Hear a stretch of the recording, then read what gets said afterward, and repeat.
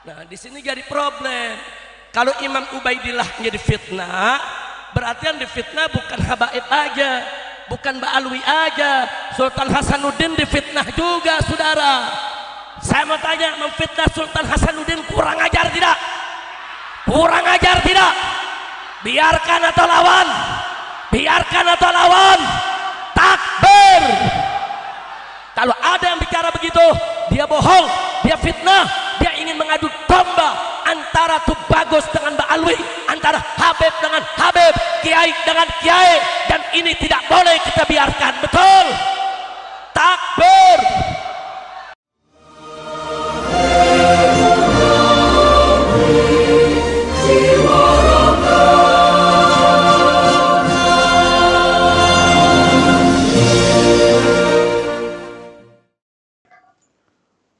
Assalamualaikum warahmatullahi wabarakatuh. Bismillah walhamdulillah wassalatu wassalamu ala rasulillah Muhammad ibn Abdullah wa ala alihi wa sahbihi wa man tabi'ahu wa wala amma ba'd. Saudara-saudari sekalian yang saya hormati dan saya cintai, salam takdim, salam hormat untuk saudara-saudari. Semoga kita semuanya selalu dalam keadaan sehat walafiat. Hidup kita hidup berarti bermakna bagi diri, keluarga, bangsa, dan negara. Memberikan manfaat bagi orang lain, memberikan manfaat bagi bangsa, negara, dan bangsa. Karena kemanfaatan yang kita bisa berikan itulah yang akan menjadi nilai terbesar di sisi Allah Subhanahu wa Ta'ala. Kita lakukan apa yang kita bisa lakukan, yaitu menebarkan kebaikan, menyampaikan kebenaran kepada siapa saja yang mau mendengarkannya. Kita tidak punya hak untuk memaksa dan tidak bisa untuk memastikan orang akan mau mendengar kita atau menerima pendapat kita. Karena hidayah adalah mutlak milik Allah Subhanahu wa Ta'ala, kewajiban kita hanya menyampaikan. Ala hal balaghtu, kata Rasulullah, tidakkah aku sudah menyampaikan? Sahabat menjawab, bala, betul ya Rasulullah. Saudara-saudara sekalian yang saya hormati, cuplikan di awal pembukaan video tadi adalah bukti kesombongan, keangkuhan Habib Rizik dan kawan-kawannya, bukti kemarahan, bukti provokasi yang dilakukan oleh Habib Rizik terhadap masyarakat yang ada di kota Banten.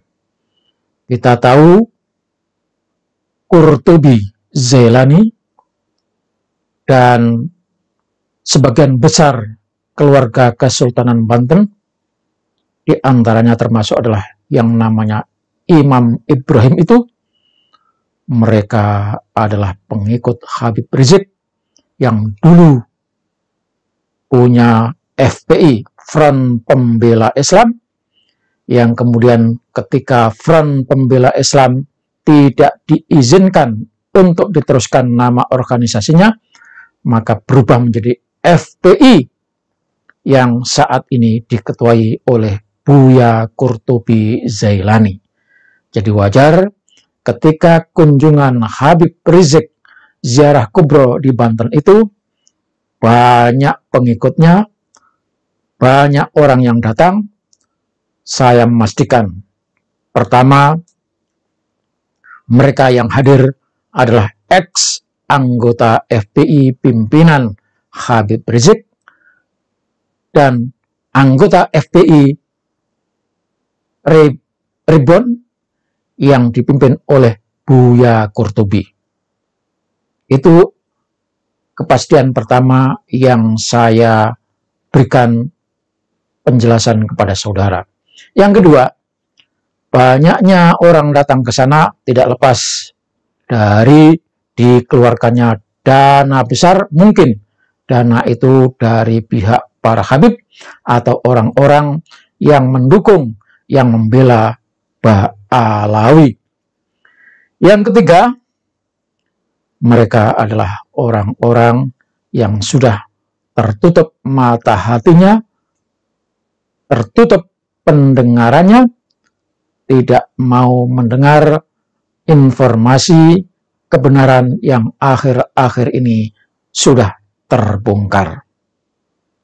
Dan ketika kemarin ada kekecewaan di mana banyak kiai-kiai yang hadir di sana dicuekin, tidak dihormati oleh para Habib, maka menurut saya, ya rasakanlah, karena Anda menjadi kacung-kacungnya Ba'alawi, kacung-kacungnya Habib, sementara Anda tahu bahwa Anda itu adalah kiai-kiai pribumi yang mestinya membela ulama-ulama Nusantara, juga membela para wali dan keturunannya, karena mereka adalah asli penduduk negeri Indonesia tercinta, Nusantara tercinta. Sementara Anda ikut Habib Rizik, lalu Anda juga akan ikut menafikan Wali Songo itu sebagai keturunan Indonesia atau orang yang bernasab sampai kepada Rasulullah, tidak melalui jalur Ba'alawi. Nah, ketika Anda percaya apa yang dikatakan oleh Habib Rizik, di mana saat itu memprovokasi seakan-akan kita yang menolak Ba'alawi berarti menolak Wali Songo. Padahal jelas Wali Songo tidak nyambung sampai kepada Rasulullah melalui Ba'alawi, tetapi melalui jalur lain. Dan Anda percaya, berarti Anda terprovokasi, di situ Anda dipancing, diarahkan untuk marah, kalau perlu menyerang orang-orang yang menolak Ba'alawi, nasabnya nyambung sampai kepada Rasulullah Shallallahu Alaihi Wasallam. Kepada kaum muslimin muslimat Indonesia, khususnya rakyat Banten, saya mengingatkan kepada saudara-saudara akan sejarah perjuangan tokoh, perjuangan leluhur pepundhen masyarakat Banten. Yang dihadiri kemarin, yang diziarahi kemarin itu adalah Sultan Maulana Hasanuddin, dan kita tahu Sultan Maulana Hasanuddin itu adalah keturunan Sunan Gunung Jati. Dalam perjuangannya, jelas Sultan Maulana Hasanuddin adalah membela rakyat Indonesia, membela rakyat Nusantara, wabil khusus membela rakyat di mana beliau menjadi sultan. Perjuangan itu berlanjut demi rakyatnya, mengusir penjajah, melawan penjajah Belanda, yang kemudian diteruskan oleh keturunan Sultan Maulana Hasanuddin yang keenam, bernama Sultan Ageng Tirtayasa. Itu keturunan yang keenam. Sultan Ageng Tirtayasa ini perjuangannya luar biasa, ingin memakmurkan rakyatnya, di mana Banten waktu itu punya pelabuhan yang dikunjungi, yang didatangi oleh saudagar-saudagar dari berbagai penjuru dunia. Datanglah Belanda masuk ke Indonesia, mulanya bercokol di Batavia, karena Batavia adalah daerah yang dekat dengan Banten. Maka kompeni Belanda yang mengeruk kekayaan Indonesia melalui serikat dagangnya yang bernama VOC itu mengirimkan kapal ke Banten untuk melakukan penghancuran. Tetapi Sultan Ageng Tirtayasa tahu dihajarlah itu kapal yang dikirim oleh kompeni Belanda, sehingga Sultan Ageng Tirtayasa memperoleh kemenangan. Tetapi sayang saudara, dalam setiap perjuangan ada pengkhianat-pengkhianat. Sultan Ageng Tirtayasa dikhianati oleh anaknya, dan anaknya ini bekerja sama dengan Belanda. Akhirnya karena adanya pengkhianatan dari anaknya sendiri, putranya sendiri, maka Banten mengalami perpecahan. Ada dua kelompok, satu kelompok kepada sang sultan, satu kelompok mengikuti putranya, sehingga terjadilah tipu daya dan Sultan Ageng Tirtayasa ditangkap oleh Belanda Company melalui pengkhianatan putranya tadi, dan dipenjaralah Sultan Ageng Tirtayasa, lalu meninggal dan dimakamkan di Masjid Agung di satu daerah, yakni masih di kota Banten, tepatnya di Tirtayasa. Saudara sekalian, itulah perjuangan pemimpin Banten, Sultan yang melawan Belanda. Kemudian perkembangan kerajaan terus berjalan. Pada saatnya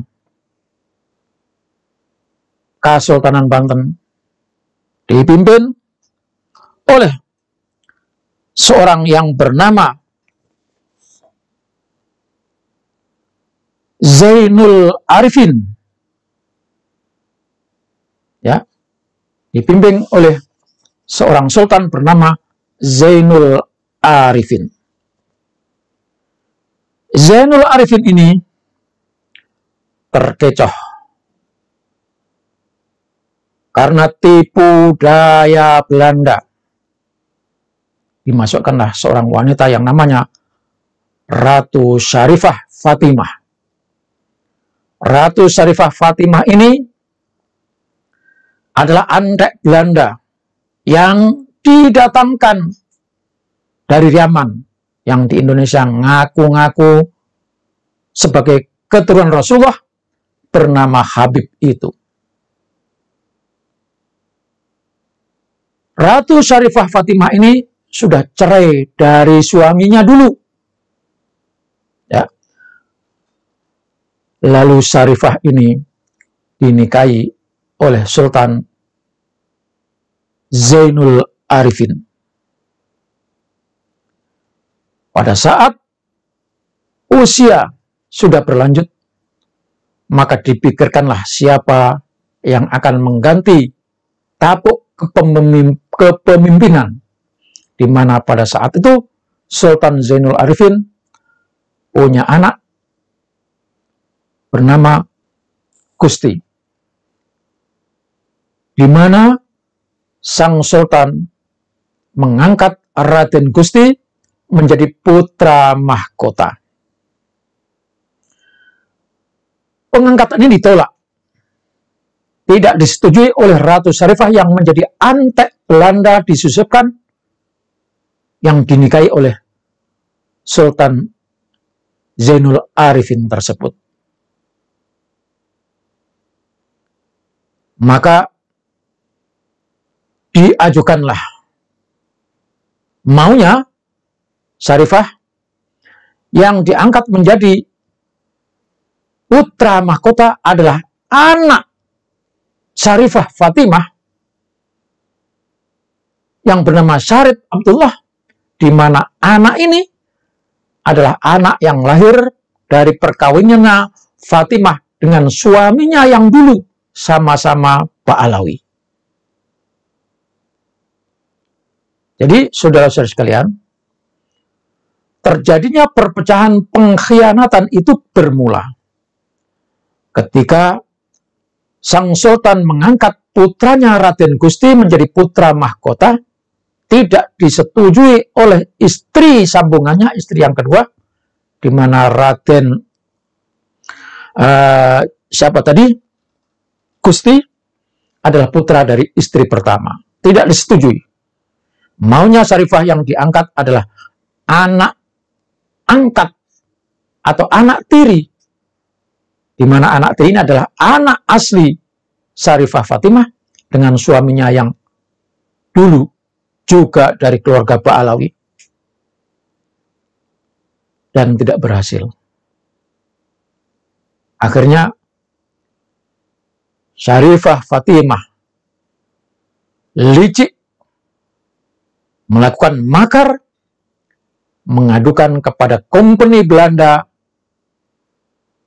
menyatakan kalau kondisi Kesultanan Banten sedang lemah, saatnya harus diambil alih.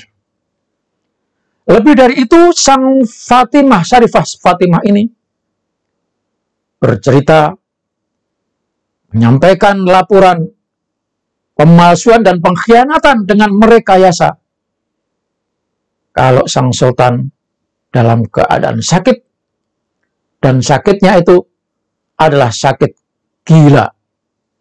Inilah pengkhianatan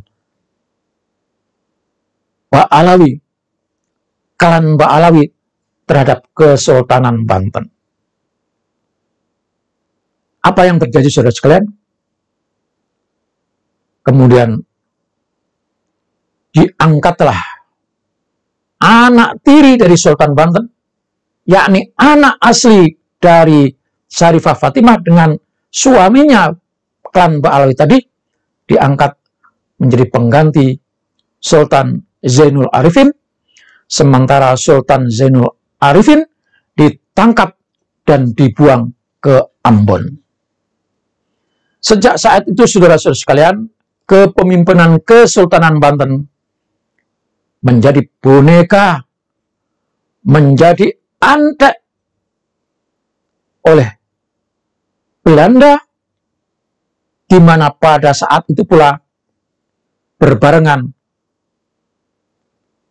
orang-orang imigran Yaman, Habib-Habib itu sudah dipekerjakan oleh Belanda untuk membantu agar Belanda tetap berkuasa dan tetap bercokol di sini. Sampai keruntuhan Kesultanan Banten, semua sultan-sultan itu di bawah atau menjadi bonekanya Belanda. Dan saat itu ulama-ulama mulai memberontak, mulai mengadakan perlawanan, karena Belanda kurang ajar, dibantu oleh antek-anteknya para Habib itu, sehingga terjadilah pemberontakan, perlawanan di Banten. Ada yang namanya Syekh Abdul Karim melakukan perlawanan terhadap pemimpin, di mana pemimpin itu jelas di bawah kekuasaan Belanda. Dan akhirnya terjadilah pertumpahan darah.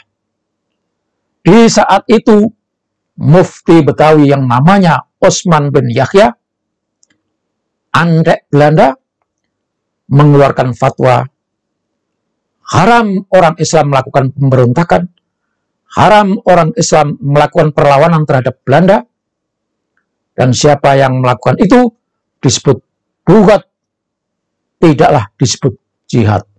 Disinilah nyata-nyata peran Habib-Habib, peran Ba'alawi untuk menghancurkan masyarakat Banten. Jadi saudara-saudaraku yang ada di Banten,